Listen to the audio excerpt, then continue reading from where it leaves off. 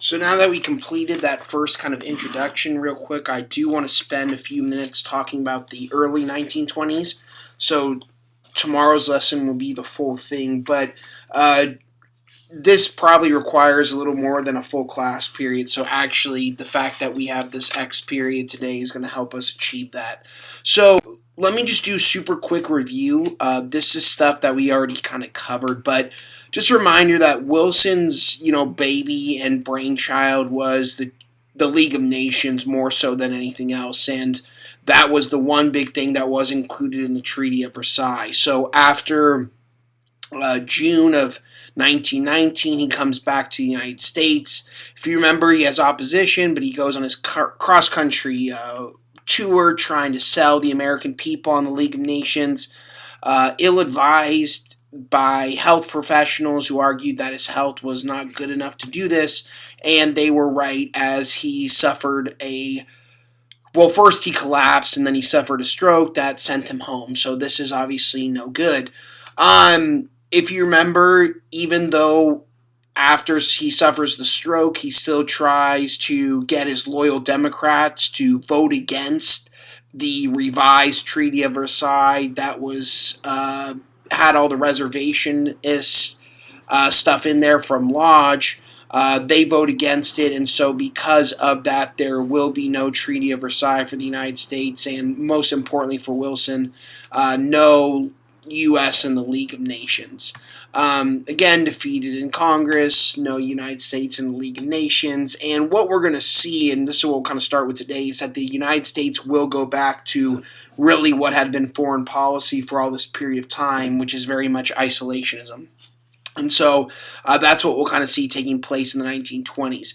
The other thing is back at home domestically, the United States will move away from progressivism. So we know that at the beginning of the century, there was really this feeling of, the need for reform and the need for the government to take a larger role in people's lives. And what we see is that after 1920, that feeling kind of goes away. So when we look at the 1920s, we're looking at the U.S. going back to very much non-progressivism and very much isolationism. I showed you this image before, but this is really supposed to evoke the fact that the United States not being a member of the League of Nations is going to make it incredibly weak and incredibly kind of worthless organization. And we'll kind of talk about the League a little bit more as we continue on. But World War II really starts with the Treaty of Versailles, and the League of Nations will really be unable to solve any of the world's problems. And that's going to be a huge problem. It's not to say the League of Nations doesn't exist. The League of Nations will be a real institution from about 1921 to the early 1930s, so it only lasts a short period of time. If you look at this map of the world, this shows our various world designations, and if you remember, I showed you this kind of last time, but the point here is that there's a lot of different colors showing that a lot of countries of the world will not be a member of the League of Nations. So we're going to see a lot of countries that will leave early. We're going to see a lot of countries that will never be members, most notably the United States here as well. So that's obviously going to be super, super problematic. Okay, so to kind of put the official nail on the coffin to the League of Nations and to Wilson, let me tell you what happens in the presidential election of 1920. Wilson thinks that if a Democrat is selected for the presidency, it will kind of show that the American people were still eager for the League of Nations. So what he says is, hey, I'm going to pass a solemn referendum on the people. This is going to be something that's going to show that they approve of the League. And so his idea here is that if they do so, then it will show that this is what the American people want. Well, a couple things. First off, the treaty was already not approved 2 times. So kind of shows you what people were feeling.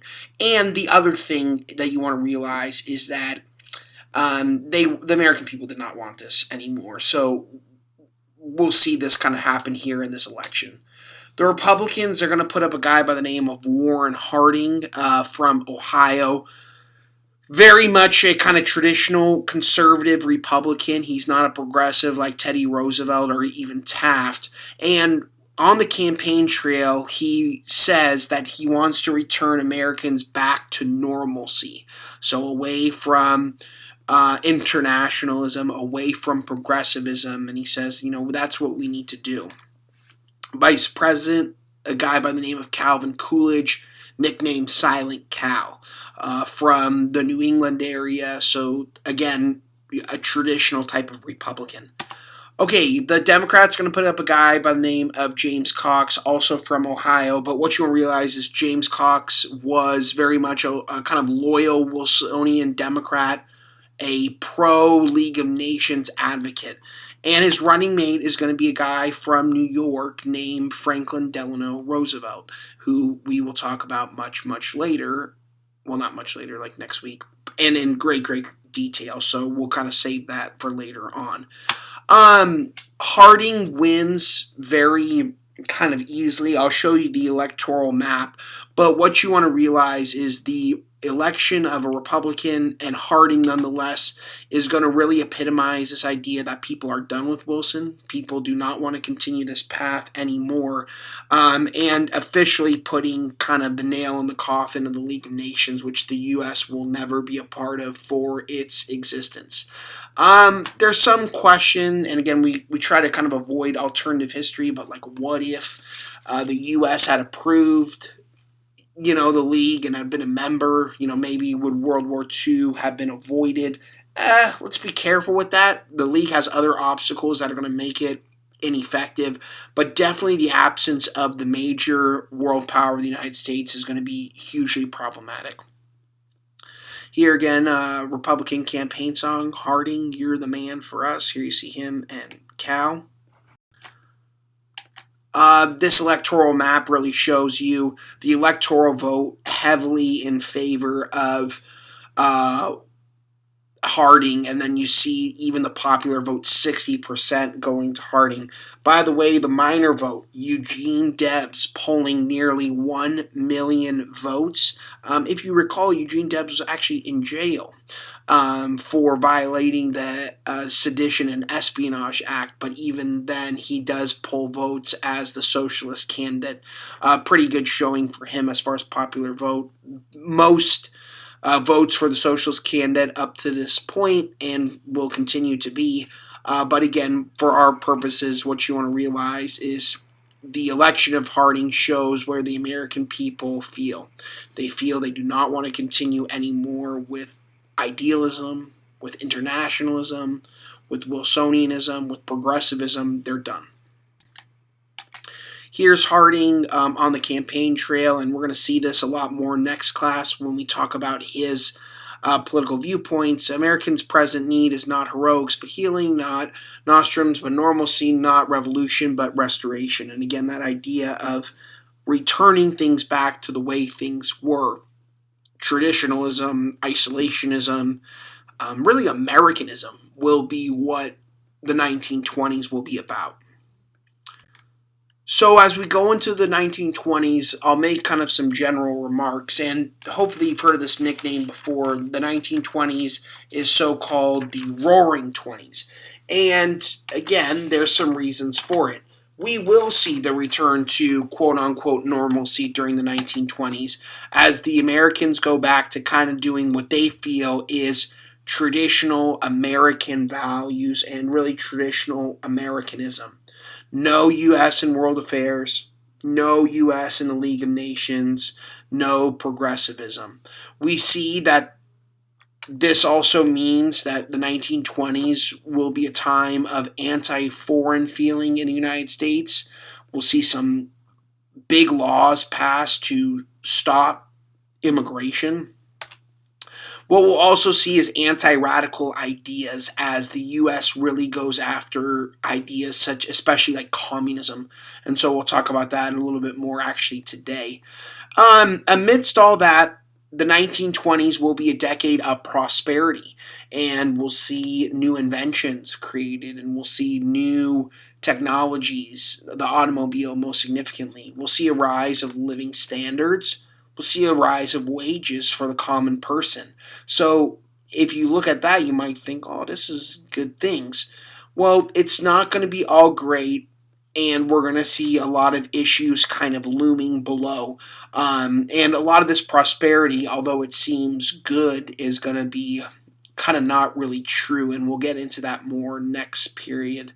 You see here we have kind of an image that we would use to identify the 1920s, and we'll get into women as well, but this is a lot of kind of carefree times and partying times and, a time of great prosperity. If you've read The Great Gatsby or seen the movie or are familiar with it, that is reflective of the Roaring Twenties.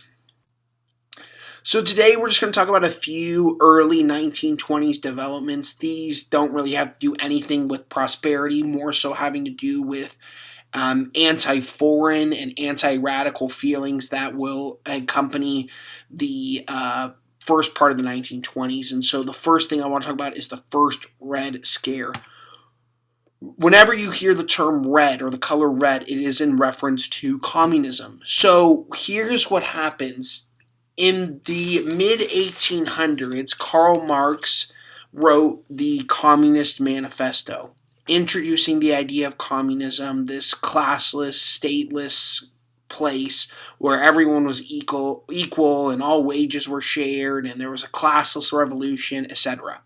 Well, in 1917, the Bolsheviks officially established communism in Russia as they went through a revolution where the people rose up against a all-powerful government and moved to collectivization and communal living and those type of things. So communism went from a theory in a book to actually being a real thing that occurred in a country.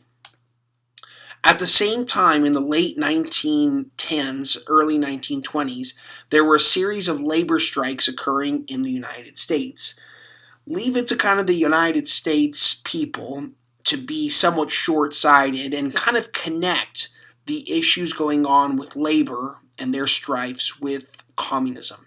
And so that's going to lead to this period that we call the First Red Scare, occurring really between 1919 and 1920, where paranoia will consume the American public and American government over the fear of communism.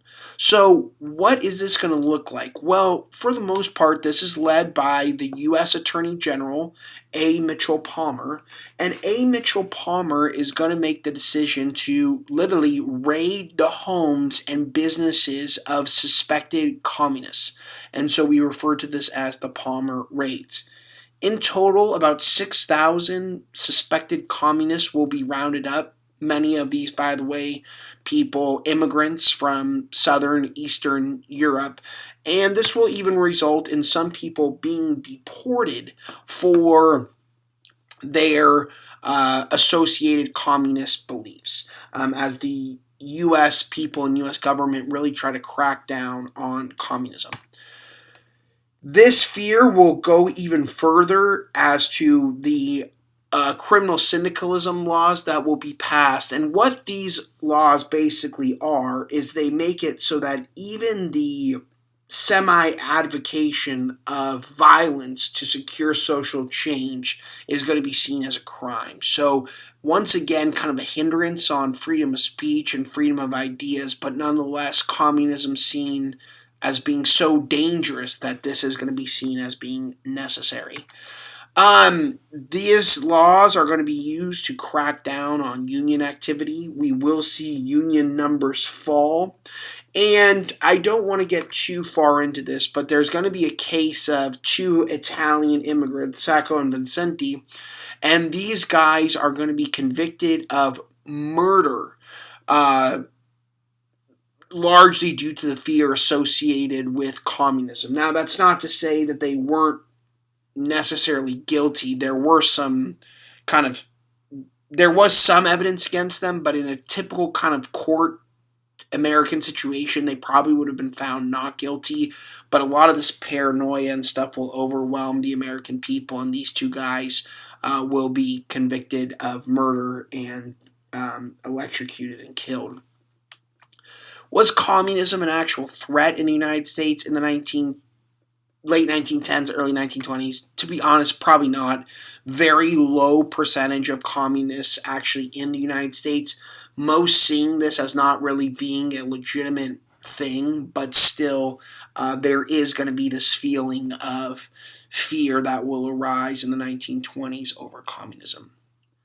Political cartoon here. Here's labor, and you see kind of the steps into total chaos. And you can see here labor associated with first strikes, then disorder, and then Bolshevikism. And again, that's not necessarily really true, but that's going to be used a lot during the first Red Scare in order to kind of paint this picture of Bolshevikism and communism being connected with labor disputes and those type of things in the 1920s. This, by the way, a cartoon, The Red Iceberg, Uncle Sam fighting against communism. Here's that case. Again, this will arouse public opinion of those that will believe that Sacco and Benvenuti are innocent and that they were being targeted unfairly for being immigrants and being communist and pro-socialist, and by many stretches that's probably accurate, but nonetheless they will be electrocuted after they're found guilty for murder. Here, by the way, another look at this from the first Red Scare, steel strike, and again, there is going to be a massive steel strike that goes on in 1919, and that's going to be associated here with communism, incorrectly, but still. And then here's another one. Here you see European anarchists at the Statue of Liberty, "Come unto me, ye oppressed." Here again, showing of the kind of biggest impact with a small number of people actually being deported back to Central, Southern, Eastern Europe for being supposed communists in these Palmer raids and things. Okay, another kind of negative of the 1920s, but also showing pro-nativism, anti-American beliefs, is going to be the reemergence of the Ku Klux Klan. So if you remember, we haven't seen the Klan since really the 1860s, 1870s, but they're going to reemerge for a short moment in the 1920s. It's important to realize the 1920s Ku Klux Klan is different than the 60s and 70s Ku Klux Klan because their major attitudes is going to be anti-foreignism and nativism, so pro-U.S., pro-American, basically pro-white. That's not to say they still don't go after blacks. They absolutely do. But they also are going to stretch to being anti-Jew, anti-Catholic, anti-communists, anti-basically what they feel to be as anti-American and anti-white. So that's what it's going to be. It might be easier to see what they are pro, and basically pro-American, pro-Anglo-Saxon, quote-unquote native white, which again isn't really accurate, but kind of the whiter the better for our 1920s Ku Klux Klan. Our 1920s Ku Klux Klan will continue to be popular in the South, where, again, if you remember, that's where their strength was in the 1860s and 1870s as they went after blacks. But they're also going to be pretty popular in the Midwest, and they're going to gain a following there. And actually, in the 1920s, numbers at about 5 million members. And you can see some of the things they do, which is that they have these big parades called conclaves, and they carry around these posters, and they, wave to people and those type of things. And you see here this idea that they have here, America first, one God, one country, one flag. So again, that's kind of going to be their philosophy here as they go after anything that isn't pro-white, basically. Surprisingly, even though they're going to be strong throughout the 1920s, they're going to kind of collapse in the later part of the 1920s as they have kind of some issues and problems that are going to kind of lead to their demise. With that being said, they never quite go away, but the other thing is that throughout the 1920s, we're going to see little government protection for blacks, especially at the federal level. Lynching, the hanging of blacks that often occurred in the South, kind of this vigilante justice, will kind of continue and will not be a federal crime throughout the 1920s. Really, actually, not until the Civil Rights Movement where that actually becomes a federal crime. So that's a very serious issue and problem, but it kind of shows the government's priorities, or lack of, I should say, during the 1920s. I have some other looks at our Klan in the 1920s. Here, by the way, these big parades, again, waving the American flag. By the way, it's kind of referred to as the creatures of the Klan. Our 1920s Klan is going to have these wizards. That's what they're going to call themselves, and other types of titles that almost seem mythical, but that's the way they're going to portray themselves. Here's some more looks at this, and again, they'll participate in flag waving, book burnings, and really just kind of trying to, as best as possible for them, show why America is great and why they hate the, blacks and Jews, Catholics, and things like that. All right, the last thing that I want to show about the 1920s today, until we continue in much more detail tomorrow, is 1920s anti-immigration. A new wave of immigrants will come in the early 1920s. These are immigrants largely from Southern and Eastern Europe. And again, even though the Klan represents the more kind of radical part of this, there's going to be many kind of standard Americans that are not going to be happy with these new wave of immigrants that are coming in. Again, kind of a belief that they're bringing to the United States anti-American values. They're bringing with them, the disrepair that has accompanied Europe since the end of World War I. So the United States Congress is going to pass a couple laws, and the first one is the Emergency Quota Act of 1921. What's really significant about this, as well as the one that follows, is this is the first time in American history where the U.S. government will actually place quotas, literally a certain percentage requirement on immigrants coming into the country. In this first Emergency Quota Act of 1921, it's going to be 3%. So what this means is that any given nationality of people only allowed 3%. Now, this is going to be even worse when in 1924 they passed the they passed the Immigration Act of 1924. And what this is going to do is it's going to take that quota down to 2%. What this also does is that it bases the quota amount on the numbers of the immigrant group from 1890. So what this means is that in 1890, there were a fair amount of immigrants from Southern and Eastern Europe, but not very many. But when they decide to change the amount here from the 1890 number, it really limits the number of Italians and others coming in versus Irish and British, who had a lot of people in 1890. So this is obviously very problematic, as this is going to really, really limit the number of Southern and Eastern Europes coming in, simply because basing it on the 1890 number, a lot less of those groups were in the United States.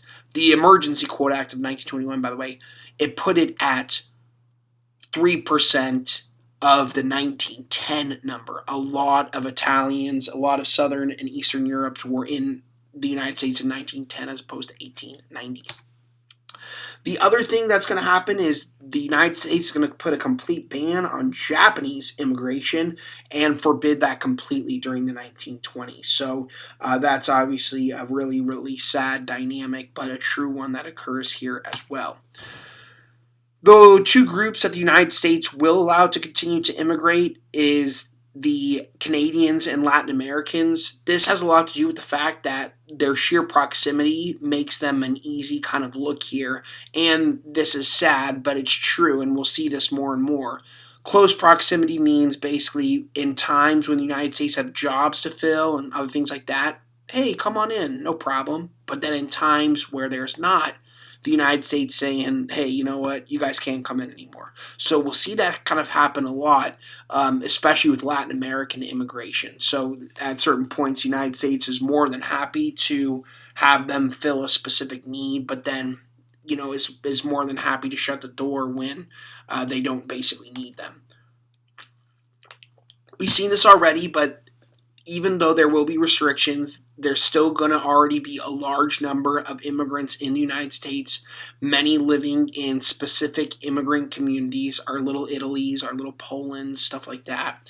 And the other thing that you want to realize is that it's our immigrants that are mainly our workers, and the fact that there's so many is going to make organized labor very challenging. No real language barrier to connect the workers and other stuff like that. So that's going to make this incredibly, incredibly problematic for organized labor. But obviously, the immigrant impact on the United States will be vast. So many languages, so many new cultures, so many new ideas that are brought. And again, it really is what makes the United States a melting pot. But in the 1920s, the United States not very interested in being a melting pot. By the way, we've talked about this before, 1920s, big time for eugenics and the idea that only the best and smartest and whitest, basically, in the United States should breed and have kids, and everyone else should not. Okay, that wraps up our first lesson from today. So the Google chat, you still want to make sure you post what you're excited about for online learning and what you're kind of nervous about. And then the other thing is that I'd like you to post at least one takeaway you have from today's 1920s lesson. This is going to be required for points. And then post any questions you have specifically on the lesson so I can make sure we can address that. Okay, I'll see you tomorrow for the rest of the 1920s. I'll put the Google Classroom roll sheet on there, and then we'll be ready to go. Thanks so much. Have a great rest of your day. See you, or be with you, I suppose, tomorrow.